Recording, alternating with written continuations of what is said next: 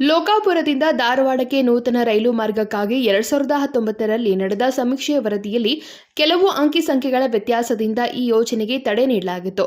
ಈಗ ಮತ್ತೆ ಈ ಯೋಜನೆ ಅನುಷ್ಠಾನಕ್ಕೆ ಬರುವುದು ನಿಶ್ಚಿತ ಎಂದು ಬೆಳಗಾವಿ ಸಂಸದ ಜಗದೀಶ್ ಶೆಟ್ಟರ್ ಅವರು ಹೇಳಿದರು.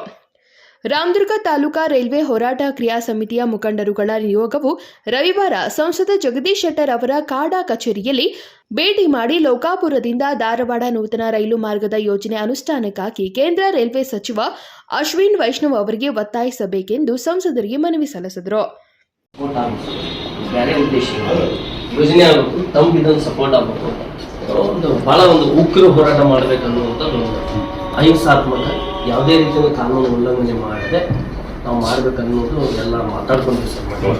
ಅದಕ್ಕೆ ತಮ್ಮ ಒಂದು ಅನುಮತಿ ತಗೊಂಡ ಮಾಡೋದು ತಮ್ಮ ಮಧ್ಯ ಪ್ರವೇಶದಿಂದಲೇ ಇದು ಆಗಿತ್ತು ಅನ್ನುವಂಗೆ ನಾವು ಈಗ ಮುಂದುವರಿಸ್ತಾರೆ.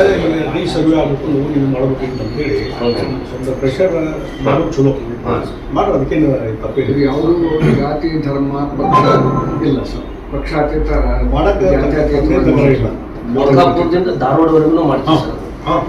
ಲೋಕಾಪುರದಿಂದ ಬಟ್ಕೂರ್ಗಿವರೆಗೆ ಬರ್ತಾರೆ, ಬಟ್ಕೂರ್ಗಿಂದ ಮುದೇನೂರು ಬರ್ತಾರೆ, ಮುದೇನೂರಿಂದ ರಾಮದುರ್ಗ ಬರ್ತಾರೆ, ರಾಮದುರ್ಗದಿಂದ ಮುಳ್ಳೂರು ಬರ್ತಾರೆ, ಮುಳ್ಳೂರಿಂದ ಸಿರ್ಸಂಗಿ, ಸಿರ್ಸಂಗಿಯಿಂದ ಹುಲಿಪೆಟ್ಟಿ, ಹುಲಿ ಸೌದತ್ತಿಯಿಂದ ಬಂದು ಧಾರವಾಡವರೆಗೆ ಬರ್ಬೇಕು. ಆಯಾ ಊರಲ್ಲಿ ಜನಜಾಗೃತಿ ಮೂಡಿಸಿ ಅದಕ್ಕೆ ಬೇಕೇ ಬೇಕಂತ ಕಾಲೇಜ್ ಹುಡುಗರು ಎಲ್ಲ, ಆಮೇಲೆ ವಿದ್ಯಾರ್ಥಿನಿಗಳು ಇದಕ್ಕೆ ದೊಡ್ಡ ಪ್ರಮಾಣದಾಗ ನಾವು ಇದನ್ನು ಮಾಡ್ಬೇಕಂತ ಆ ಊರಲ್ಲಿ ಜನರ ಜಾಗೃತಿ.